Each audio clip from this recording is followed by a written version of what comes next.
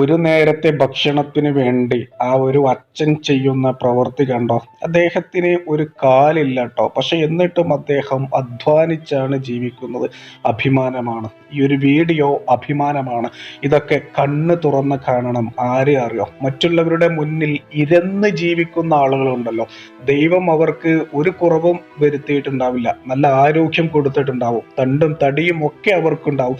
പക്ഷെ എന്നിട്ടും അവർ മറ്റുള്ളവരുടെ മുന്നിൽ എരന്ന് ജീവിക്കുന്ന ആളുകളുണ്ടല്ലോ, നമ്മൾ തന്നെ കണ്ടിട്ടുണ്ടാവും. ഈ ആരാധനാലയങ്ങളുടെയൊക്കെ മുന്നിൽ അവരെ നോക്കുമ്പോൾ അവർക്കൊരു കുറവും ഉണ്ടാവില്ല, നല്ല ആരോഗ്യവും ഉണ്ടാവും. പക്ഷെ അവർ മറ്റുള്ളവരുടെ മുന്നിൽ ഇങ്ങനെ എരന്നിങ്ങനെ ജീവിക്കും. ആ സമയത്ത് ചില ആളുകളുണ്ട്, നമ്മൾ കൊടുക്കേണ്ട, ഇതിന് അവകാശപ്പെട്ട ആളുകളുണ്ട് നമ്മുടെ പണത്തിൽ.